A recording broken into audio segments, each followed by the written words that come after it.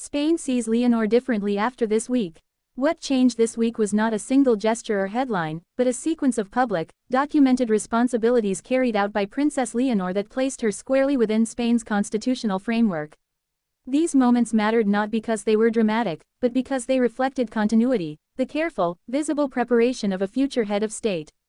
For many observers, the significance lies in something often overlooked: how institutional roles, when performed consistently and publicly, reshape perception over time. By the end of this video, you will understand why this particular week has been widely interpreted as a quiet turning point in how Spain views its future monarch, and how such moments fit into the long tradition of constitutional monarchy. This shift did not happen suddenly. It rests on history, on law, and on a deliberate approach to preparation that Spain has refined over decades. To understand why this week resonated so clearly, it helps to step back and examine the broader context. This moment would later take on greater significance as part of a longer institutional story. For Spain, the monarchy is defined not by personal charisma, but by constitutional duty. Since the 1978 Constitution, the crown has been framed as a stabilizing institution, carefully separated from day-to-day politics. Every public action by the heir is therefore measured against this standard. Princess Leonor's recent appearances and responsibilities align with this constitutional expectation. They were not symbolic in a vague sense, they were grounded in established protocol, legal tradition, and historical precedent. Public record shows that heirs in Spain are introduced gradually into national life, with each step designed to reinforce legitimacy rather than popularity. This approach differs from systems that emphasize personal narratives or informal visibility. Instead, Spain's model prioritizes consistency and institutional clarity. What stood out this week was how seamlessly Princess Leonor operated within this framework, reflecting preparation rather than improvisation. Such preparation is rarely discussed in detail, yet it is central to understanding why perception shifts when an heir demonstrates command of constitutional roles. And that raises a larger question about how modern monarchies cultivate credibility. Spain's recent history gives particular weight to moments like these. The monarchy's survival after the democratic transition depended on public trust and constitutional restraint. King Juan Carlos I's early reign emphasized institutional stability, while King Felipe VI has focused on transparency, legality, and public responsibility. Within this context, the heir's training is not simply personal development, it is a continuation of institutional repair and reinforcement. Princess Leonor's education, military training, and public duties are all publicly documented components of this process. This week highlighted the convergence of these elements. Observers noted not novelty, but coherence, actions aligned with constitutional expectations and historical precedent. Comparatively, this mirrors approaches seen in other European monarchies, such as the Netherlands or Sweden, where heirs are gradually introduced to state responsibilities long before accession. The aim is not spectacle, but familiarity. And familiarity, in constitutional terms, builds confidence. The specific events of this week gained attention because they demonstrated accountability. Accountability is a central concept in modern monarchy, even when the monarch holds no executive power.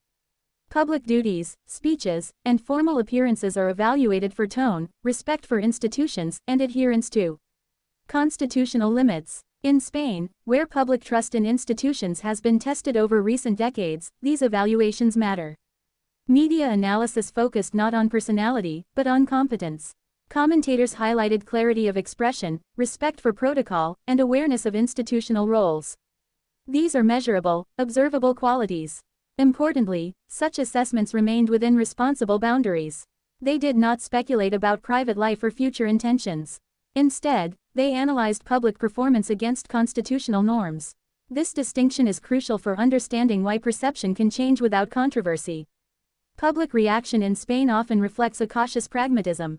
Approval is rarely immediate or emotional, it is earned through consistency. This week contributed to that process by reinforcing an image of preparedness. The response was not universal praise, but measured acknowledgement. That response aligns with Spain's broader civic culture, where institutions are scrutinized but also respected when they function correctly. Princess Leonor's actions were interpreted as evidence that the succession process is proceeding as designed. This interpretation matters because it shifts discussion away from abstract questions about the monarchy's future and toward concrete demonstrations of its present functioning. And once attention moves to function, perception naturally evolves. It is also important to note what did not happen this week. There were no departures from protocol, no unexpected statements, and no attempts to personalize institutional roles. This absence of disruption reinforced credibility. In constitutional systems, restraint is often more powerful than visibility. By adhering strictly to her public role, Princess Leonor underscored the monarchy's commitment to neutrality and continuity. This approach contrasts with periods in European history where heirs sought to redefine the institution prematurely. Spain's experience suggests that legitimacy grows through patience rather than reinvention. This lesson has broader implications for constitutional leadership. Looking beyond Spain, similar moments have marked perception shifts in other monarchies. In Belgium, the gradual public engagement of Princess Elizabeth followed a comparable path. In the United Kingdom, early constitutional milestones for the heir were framed around duty rather than personality. These parallels help explain why analysts view this week as meaningful. It fits a recognizable pattern, a transition from symbolic presence to institutional participation. Such transitions rarely attract immediate attention, yet they accumulate significance over time. And time, in monarchy, is often the decisive factor. From an educational perspective, this week offers insight into how modern constitutional monarchies adapt without abandoning tradition. Preparation is no longer confined to private instruction, it is increasingly visible, transparent, and subject to public evaluation. Princess Leonor's role exemplifies this evolution. Her public duties are designed to demonstrate readiness while respecting democratic boundaries.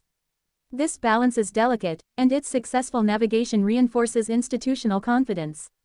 Observers noted not transformation, but confirmation that the system is functioning as intended. This confirmation explains why perception can shift quietly, without headlines proclaiming change.